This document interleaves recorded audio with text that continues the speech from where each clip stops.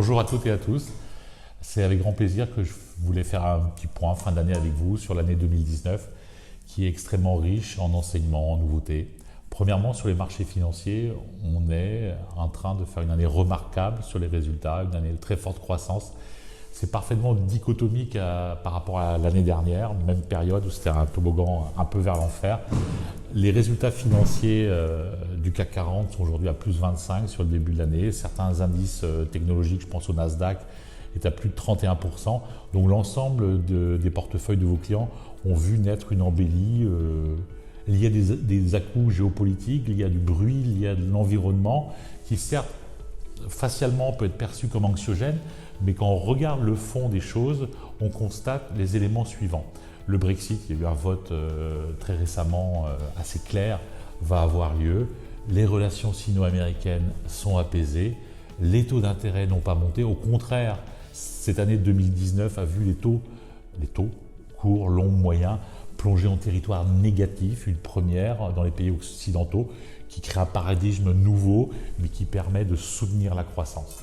Donc nous sommes ravis pour les clients, les cabinets et les mandataires qui ont pris des orientations réellement offensives sur le début de l'année sont les vainqueurs. Et je dois à chaque fois, nous le faisons, mettre en exergue une distorsion entre les grandes valeurs, ce qu'on appelle les large caps, constitutives majoritairement du CAC 40, qui triomphent. Tout le monde connaît l'actualité des LVMH, tout le monde a vu le rebond de Sanofi, tout le monde a vu la santé resplendissante de L'Oréal, et les moyennes et petites entreprises. Là où l'indice, je vous parlais du CAC 40, est à plus 24, l'indice des mid et small caps, des petites et moyennes capitalisations, est à 11%. Il y a un delta quasiment de 13% entre les deux. Et nous sommes très confiants avec les allocataires et François Loarn, responsable marketing allocation, du début d'un renversement de cycle. Il y a tellement de retard, l'élastique tellement tendu, c'est que nous attendons le retour des valeurs de rendement, ce qu'on appelle la value, peut-être la vieille économie, peut-être décriée, mais qui aujourd'hui a intrinsèquement beaucoup de retard, et les petites et moyennes entreprises, des valeurs certes moins phares, mais qui aujourd'hui méritent d'avoir un retour en grâce après quelques années de disette. Donc pour nos clients, que faut-il faire? Petit 1, il nous semble décorréler les actifs. Je vous rappelle que d'aucuns disent que le marché est haut. Tout le monde se rappelle qu'en septembre 2000, néanmoins, CAC 40 est à 6944 points. Donc il y a quand même un delta haussier qui reste non négligeable, au moins jusqu'aux élections américaines de novembre 2020. Donc les maîtres mots sont 1, la décorrélation, 2, une classe d'actifs qui aujourd'hui représente 30% du marché, qui sont les produits structurés. Selon nous, un des meilleurs couples rendement-risque du marché.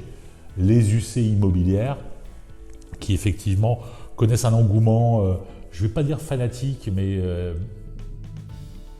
probablement exagéré. On ne mesure pas que derrière une UC immobilière, il y a effectivement des actifs tangibles, des locataires futurs à installer, et il y a un emballement, bulle, etc. Donc il faut utiliser cette classe d'actifs, peut-être avec un peu plus de modération qu'aujourd'hui.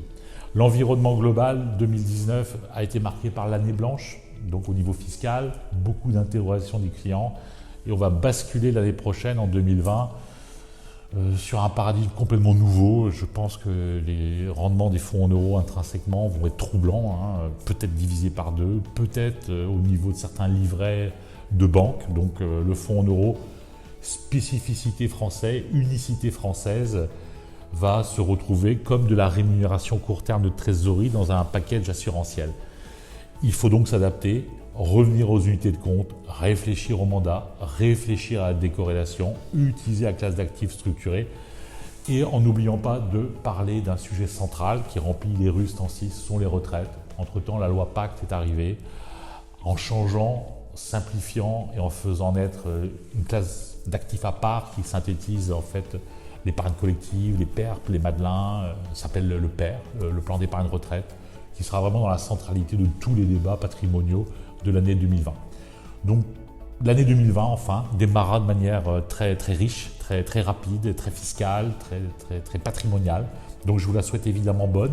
Va arriver le temps des vœux, va arriver le temps des fêtes, le temps du repos. Évidemment, je vous souhaite plein de plaisir, plein de grâce en famille ou avec vos amis. Et on se dit à l'année prochaine avec grande joie au sein d'Orient. Merci.